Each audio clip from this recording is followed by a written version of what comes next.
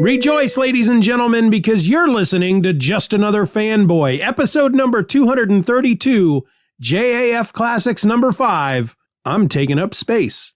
That was a bit of a mouthful.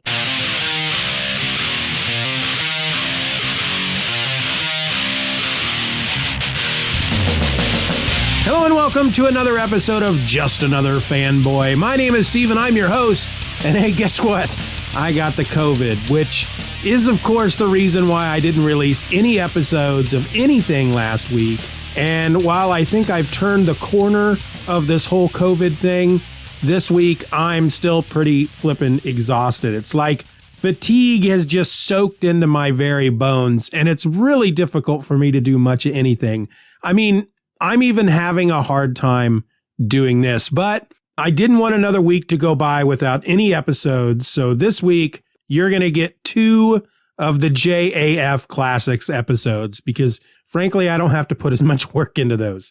You're getting one today, and then you're going to get one on Thursday.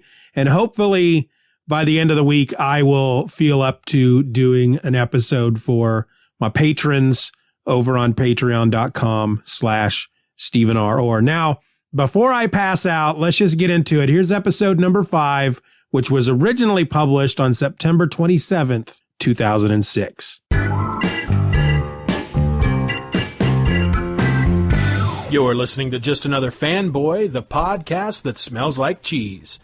Just Another Fanboy is a Lynx Broadcasting production. Just like a comic book! Just like a comic book! Just like a comic book! Just like a comic book! Welcome to episode number 5 of Just Another Fanboy. This episode was recorded on Tuesday, September the 26th, and is brought to you by the letter A and the number 18. My name is Steven, somebody bring me a pizza or, and I'm here to guide you through this cornucopia of comic book audio randomness. Joining me this week, of course, is everyone's favorite wet blanket, Norman, Oklahoma. Wet blanket? I got me a wet blanket right here that I'd like to wrap around your darn head and choke the life out of you with, you darn pansy. Yes, very delightful to have you on again, Mr. Oklahoma. Norman, of course, will be up at the end of the show to bring you the view from Norman, Oklahoma. And Norman, I believe you brought a guest in with you today? That's right. I got my cousin Gary here with me today. Gary, Indiana. Gary, say hi. How do? Well, hello, Gary. And I believe, Gary, that you have a song for us later in the program? That's right, yeah. Great. We look forward to hearing that later. Okay. So before we really get into the show, I have excuse me, I'd like to sing it for you now, if I could. Oh, well, we do have you slotted in for later in the show. Thanks, though, Gary, but we really need to get going. Anyway, I have just a couple of announcements to... excuse me again, I'd really like to sing the song now. What?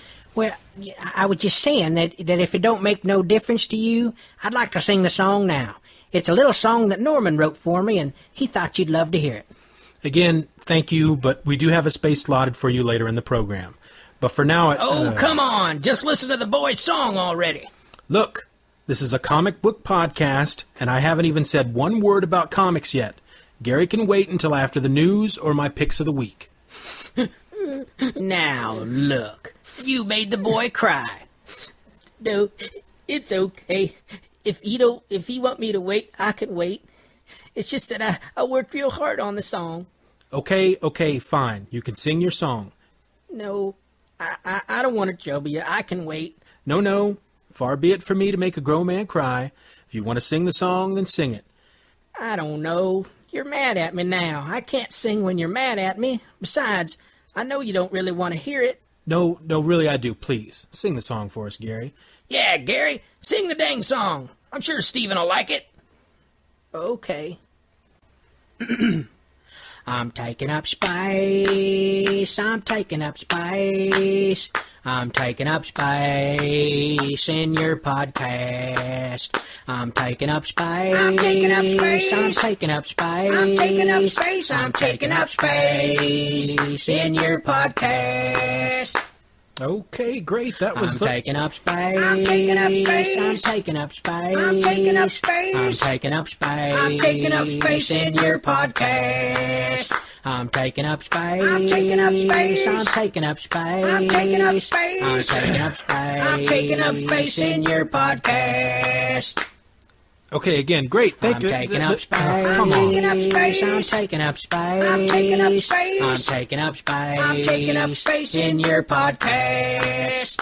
I'm taking up space. I'm taking up space. I'm taking up space. I'm taking up space. I'm taking up space. I'm taking up space in your podcast. Okay, great. That's enough. No more. I don't want to. Come I'm on, guys. taking up space. I'm taking up space. Guys, if you don't stop, I'm gonna have to get violent. Do you want me to get violent? I'm gonna get violent on you. Don't make me get violent on you. Oh, fine. Here I go. You want it? Here it comes. I'm taking up space. Take that.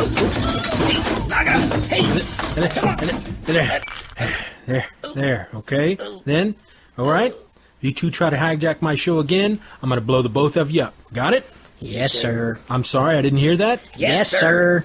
Okay, then. Now, as I was saying, before we really get into this week's show, I do have one or two things to talk about. Thing number one. Just Another Fanboy now comes equipped with its very own message board. We don't have the link up yet at justanotherfanboy.com, but you can find it at www.pythonland.com/fanboy. Be there or be someone who is living an unfulfilled life. Thing number two. Someone over at the Comic Book Geek Speak forums recently started a thread about Jeff Smith and his Bone comic, and it got me thinking of the 3 Bone trades I had from the library just sitting unread on my shelf. So I got them out and read them over the last week, and this is a book I just wanted to throw out there as my recommendation to anyone.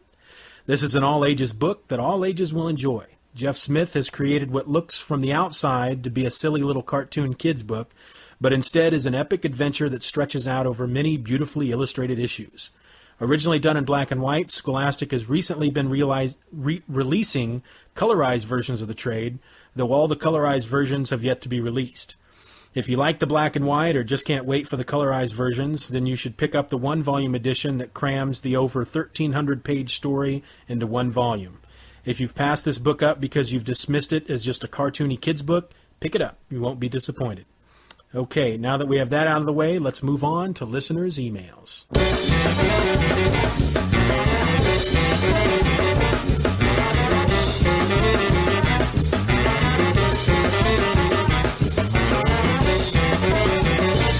Okay, this week's email comes from Steve in Westbury, New York, and Steve writes, "The Electric Company sort of got me into comics too, but it was Letterman that I really liked as a kid. The first comic that got me into comics was Amazing Spider-Man 127. I liked your show. Keep it up, Steve." Thanks, Steve. In all honesty, I had no clue who Letterman was. The only Letterman I knew was named David, and he hosts a little-known late-night talk show for CBS. So I sent a reply back to Steve from Westbury, and he filled me in on the character, as well as giving me his thoughts on other comic issues. He writes, "The Adventures of Letterman was a cartoon segment on the Electric Company. I also remember Morgan Freeman with his big afro. Some of my Desert Island reads are Ultimate Spider-Man, Walking Dead, Fables, Ultimate Fantastic Four. I also think All-Star Superman is a dynamite read. As far as Civil War goes, I'm against registration, and I'm really starting to hate that bastard Iron Man. Someone should sneak some booze into his water bottle. I'll be listening to your show." You're a cold man, Steve. And now, news and information you could have easily gotten for yourself with just a little effort. This week's news and information you could have easily gotten for yourself with just a little effort is brought to you by Jock 2.0, the most technologically advanced male undergarment on the market today. Are boxers too freeing? Do your tighty-whities provide too much support? Do you find that your boys need something just a little more? Well, why not try Jock 2.0, the male undergarment for the 21st century man. Jock 2.0 adjusts to the wearer's body to provide just the right amount of support for you and your boys. Just find the right comfort level on the patented Jock number dial, set the number, and spend the day in perfect support and comfort tailored just for you.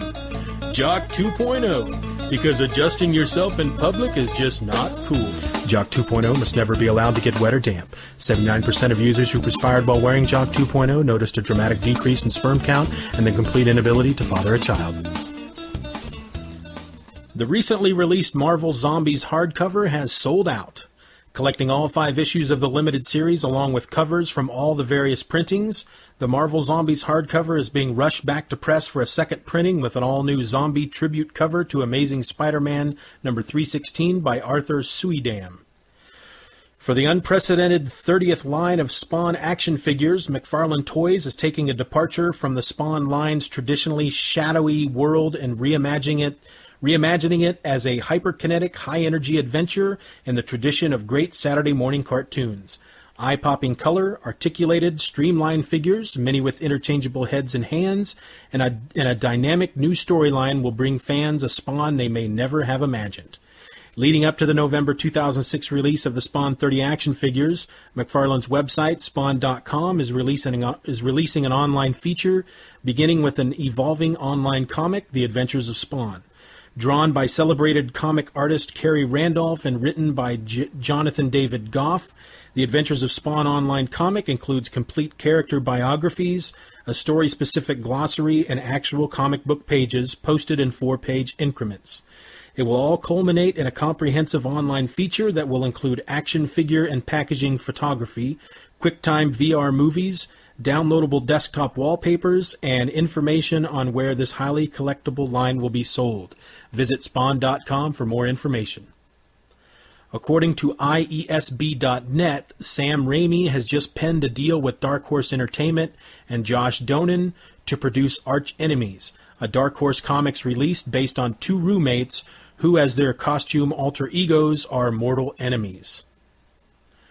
While movies have for decades employed coming attractions or trailers to announce themselves to the world, rarely have independent comic book creators had a video trailer hype their upcoming series, until now. In conjunction with comicbookresources.com, the creators of the new Image Comics title Meltdown will be debuting their new online video trailer, giving comic book fans worldwide a chance to get an animated sneak preview of the highly anticipated series. The Meltdown trailer launched on September 21st, 2006, only on comicbookresources.com, before branching out into other venues later this week. Visit www.imagecomics.com for more information. This November, Image Comics debuts The Nightly News, a political and socially aware comic book that is sure to raise eyebrows from the comics world. Already being compared to the comics work of indie legend Brian Wood, The Nightly News is the debut book for creator Jonathan Hickman, who handles all the writing, art, lettering, and coloring himself. Visit imagecomics.com for more information. Heroes on NBC premiered this last Monday, and it kicked some serious ass. Created by Tom Kring, the series follows the lives of people from all over the world who suddenly discover they have superpowers. In addition to the TV series, there's also a series of weekly online comics written by members of the writing staff, including writers familiar to comic books such as Jeff Loeb and Aaron Colliet. Each webisode will be published to coincide with each new episode and will feature artwork by Michael Turner, Jim Lee, Tim Sale, and others. Check out the Heroes webcomic at heroes.nbc.com. Fear Agent joins the Dark Horse family.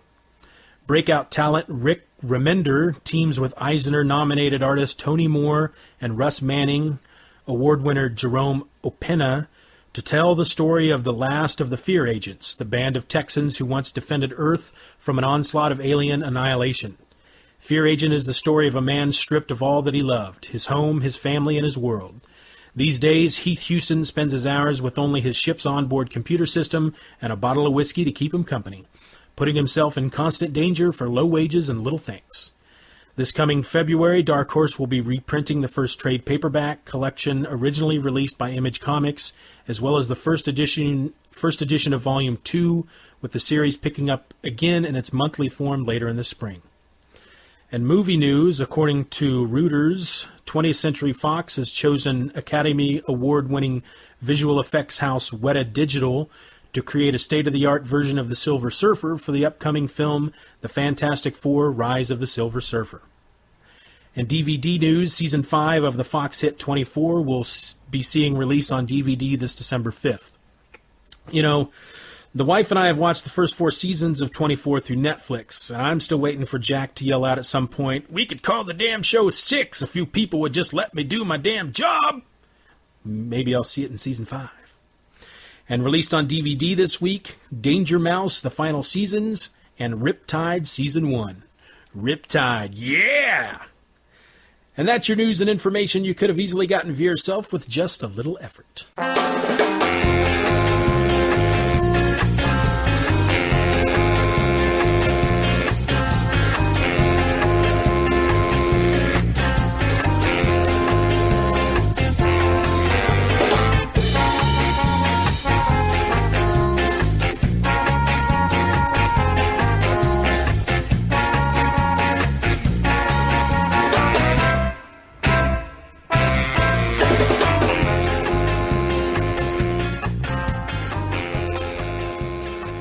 And now my comic book picks of the week. From DC Comics this week, we have Action Comics number 843, written by Kurt Busiek and Fabian Nicieza. Art by Pete Woods, cover by Dave Gibbons. It's the cosmic wrap-up for Superman and his allies as they battle an alien invader who's like nothing they've fought before. Superman discovers a compelling secret, one that could swing the conflict in his favor. But without powers, how can he or the Titans prevail? Blue Beetle number 7, written by John Rogers, art by Cully Hammer, cover by Duncan Rouleau. With the armor's secret revealed, Beetle now sees everything that's happening to him in a new light. Will it estrange him permanently from the heroes of the DCU? Justice League of America number 2, written by Brad Meltzer, art by Ed Benez and Sandra Hope, cover by Michael Turner. The selection process continues. A new villain appears, and a sinister figure ensures that the first casualty is Red Tornado's android body. For Marvel, my picks are Captain America number 22, written by Ed Brubaker, art by Mike Perkins, cover by Steve Epting. The first of a 3-part Civil War tie-in by Ed Brubaker and Mike Perkins. While Cap has fallen into the conflict of the Civil War and a clash with his government and his friends, the people close to him have suffered in their own ways. In part 1 of The Drums of War, we take a look inside S.H.I.E.L.D. and how Cap's girlfriend, Agent 13's life is torn apart as her divided loyalties are used against her by her superiors. Also, a new villain emerges and the Red Skull begins to make himself known. Daredevil number 89, written by Ed Brubaker, art by Michael Lark, cover by Lee Bermejo. Daredevil's search for truth leads him out of the country on a swashbuckling noir adventure that hasn't been seen in the pages of Daredevil for years. But is this the other Daredevil or the original? Only time will tell as the hit new Daredevil creative team of Brubaker and Lark dives straight into their second arc. Ultimates 2, number 12, written by Mark Miller, art by Brian Hitch and Paul Neary. This is it, the double-sized finale.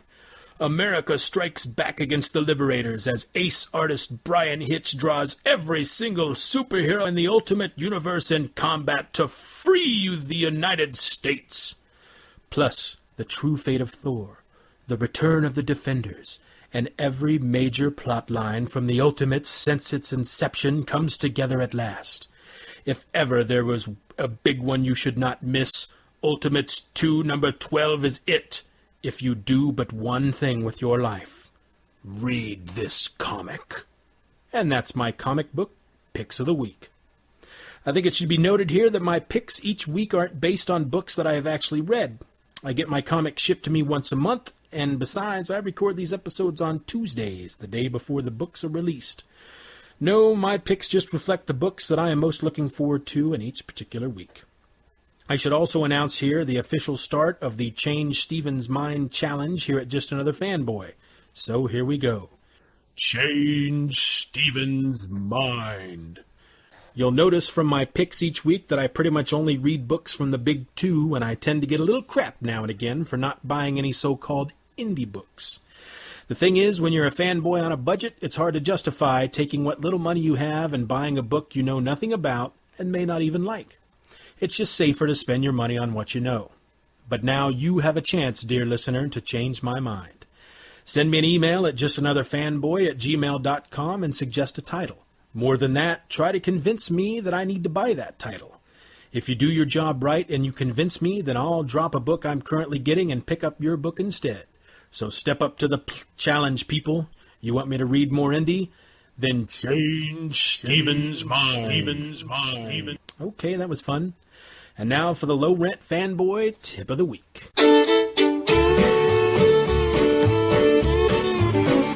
If you got the money, I've got the time. We'll go honky-tonkin' and we'll have a time.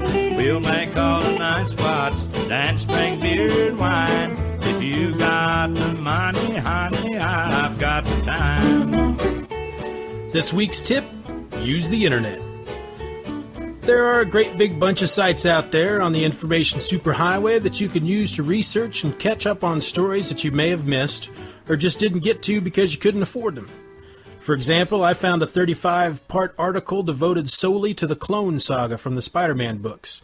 This is a great find, as not only do the articles give you the entire story, it provides, as the site says, a running commentary by the people behind the front lines of this event, and former Marvel writer and editor extraordinaire Glenn Greenberg will be joining me each chapter to provide commentary on what was going on from the insider's perspective.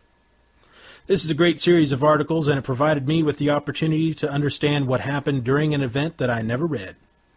For the link to this article, as well as other great research sites, see Just Another Fanboy message board at www.pythonland.com/fanboy.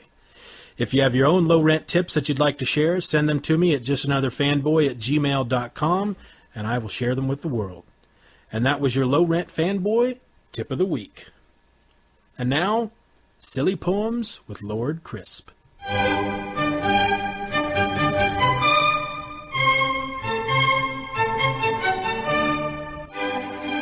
And so I begin.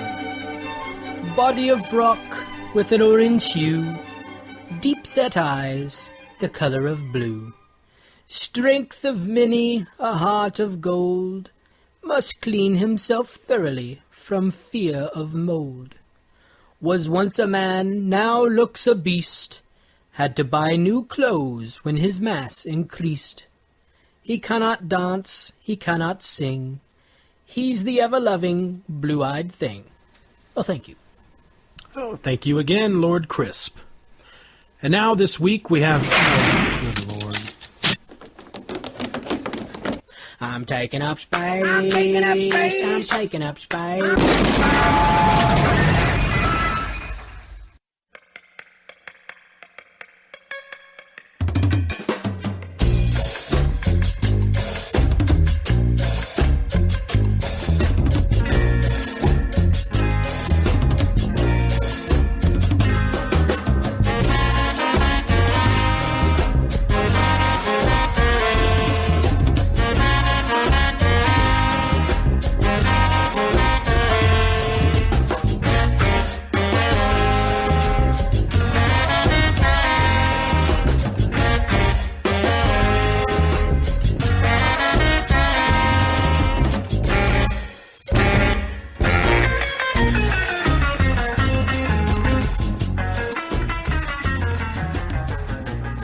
This week on Heroes.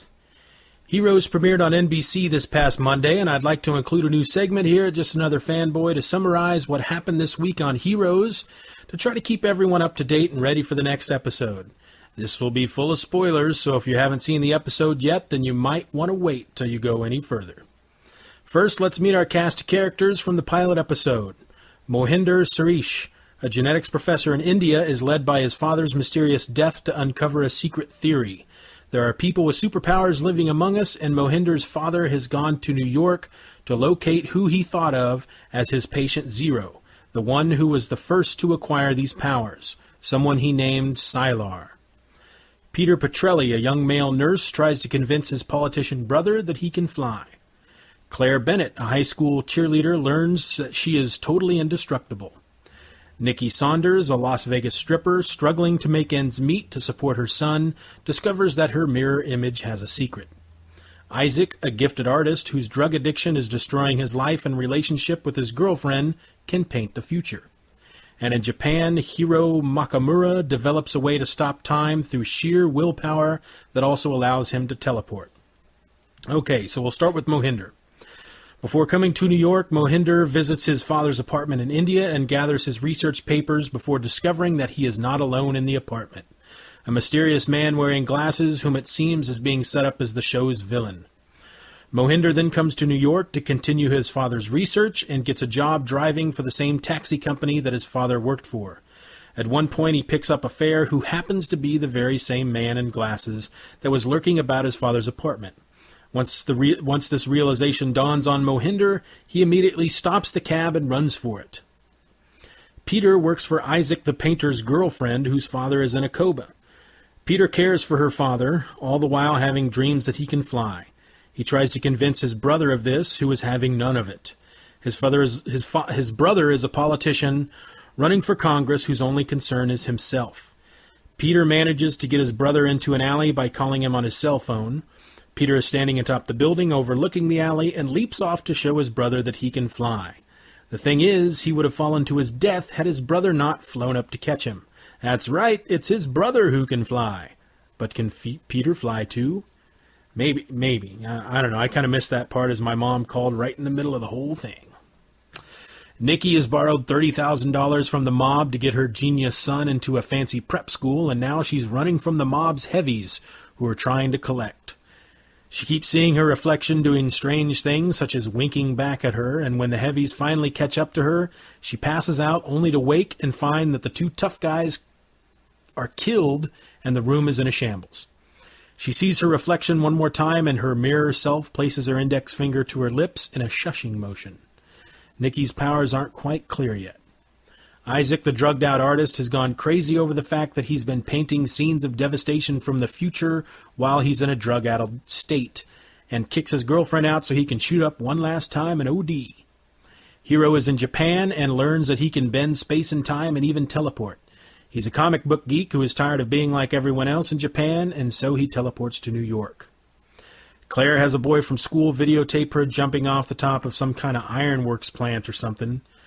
She breaks various bones and has a nice big bloody gash running down her cheek, all of which heal up in a matter of seconds. Claire and her friend come upon a fire at an oil refinery or something. I don't remember that being very clear. Anyway, Claire runs into the building, into the burning flames, and rescues someone, and she, of course, comes out unburned. Later at home, we learn that Claire is adopted, and she tells her mother that she feels she's old enough to know who her real parents are. At this time, her father has returned from a business trip, and lo and behold, her father is the man in glasses that was after Mohinder. That's it. So far, the show is a blast. My wife watched it, and she is not a fan of comics, but she's hooked. The scenes from the next episode look promising as the heroes start to come together, and we find that the answer to their purpose may lie in Isaac's painting. So come back next week for another spoilerific This Week on Heroes segment. And now, The View from Norman, Oklahoma.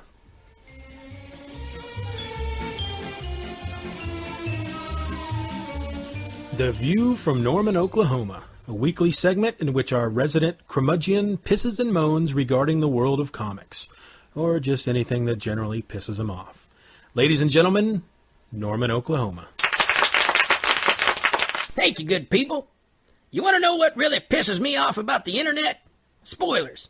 I haven't yet had a chance to read Civil War number 4, and I won't get the chance till next week.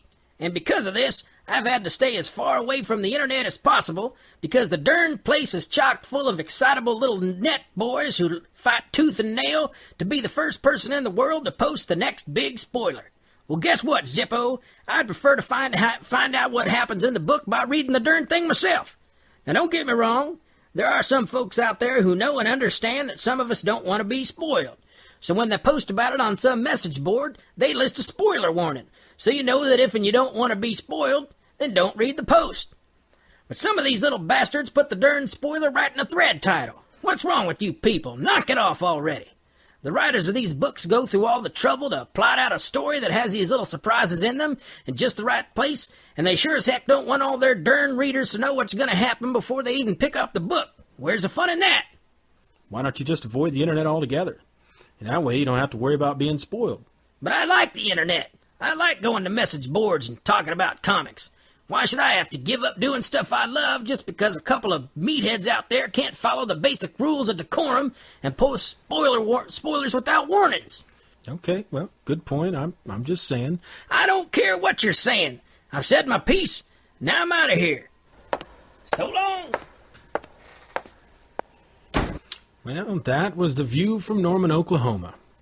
And this brings another tooth-gnashing episode to a close.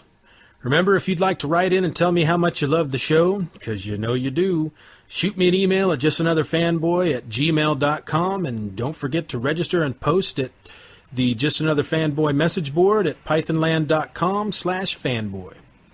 The theme song for this show is Comic Book by the Super Spies. Find it and information about the band at garageband.com.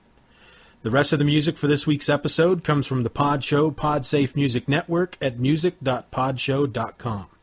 And hey, while you're out there on the internet, take a moment to check out all the other great programs from Links Broadcasting. Just follow the Links Broadcasting link found at the top of justanotherfanboy.com or go directly to their site at linksbroadcasting.com. That's LYNX broadcasting.com. And so now I leave you with my final thought of the week. Sometimes you just can't cook a biscuit when the pigs are loose in the field. See you next week.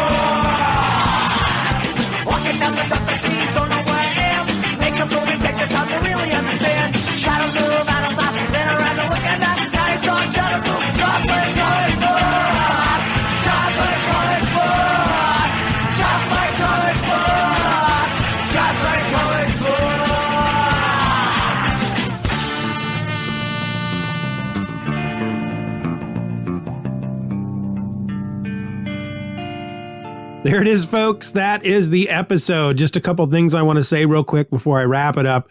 This, of course, is the episode in which Gary, Indiana, first appeared, Norman's cousin. And I want to talk a bit about the song that Norman and Gary sang in this episode. That's not something as simple as the song is. I can't take credit for writing it. See, a long, long time ago, back before I was married, when I was just a single guy, I was crashing on the couch of a friend of mine, and I worked a third shift job. So during the day, he was at work and I would be sleeping on his couch. Well, we had a mutual friend who knew, I guess he just knew that I was there trying to sleep and decided on many days to just come over and wake me up. And well, it infuriated me back then. Looking back on it now, it's like, no big deal. I'm still alive. But I distinctly remember one particular morning in which I woke up to the sound of the phone ringing. And this was back in the day when you actually had answering machines with little tiny tape players that you hooked up to your phones. And so I didn't answer the phone. I knew that the answering machine would get it. And when the answering machine beeped on, I hear our mutual friend, his name was Larry. Well, it still is Larry. He starts singing a song into the answering machine, and it went like this. I'm taking up space. And he sang it like that. He did a little accent. I'm taking up space. I'm taking up space on your answering machine. And he just kept singing it over and over. I'm taking up space. I'm taking up space. I'm taking up space on your answering machine. And I went through a whirlwind of emotions. I mean, I think he literally used up the entire tape. He kept singing until the tape ran out. And at first I started out amused. I thought it was funny. And then I got annoyed.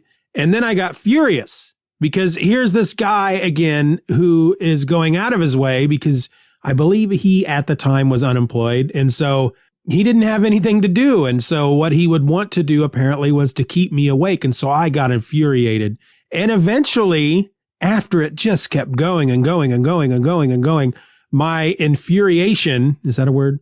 It ended up turning back to amusement. And I was laughing out loud, laying there on the couch, listening to him just leave this message. And I knew that at some point in my future, I would reuse that joke. And so we used it there on episode number 5, which was recorded on September 26th and then published on September 27th, 2006. And I want to say real quick, I'm trying to wrap this up as quickly as I can, but I want to talk about the Herculean efforts I took to record these episodes. But you know what? I think I'll save that for JAF Classics episode number 6. So that'll give you something to look forward to.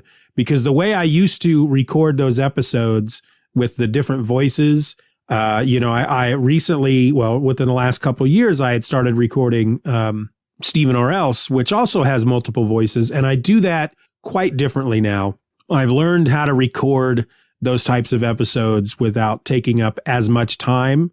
And yeah, we'll talk about that on Thursday, folks. So that's the episode. That was episode number 5. And here's the thing: even though I still stumble over the script throughout the episode without any attempt to fix it, which I wouldn't do nowadays, and I'm still calling listeners' feedback listeners' emails, which eventually becomes a section called listeners' feedback, I feel that this was the episode where the show really took off and became something a bit special, if I'm allowed to say that about my own show. But I really am enjoying going back and listening to these, and I hope that you're listening to them as well. If you want to participate in the listeners'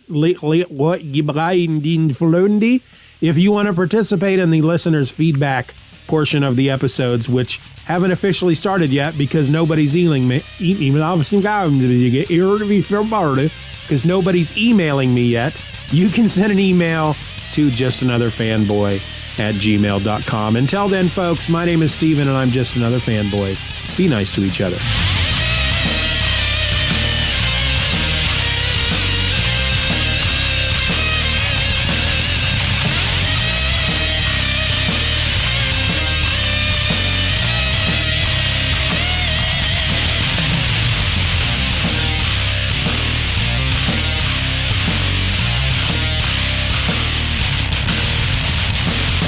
Bye-bye, Daddy.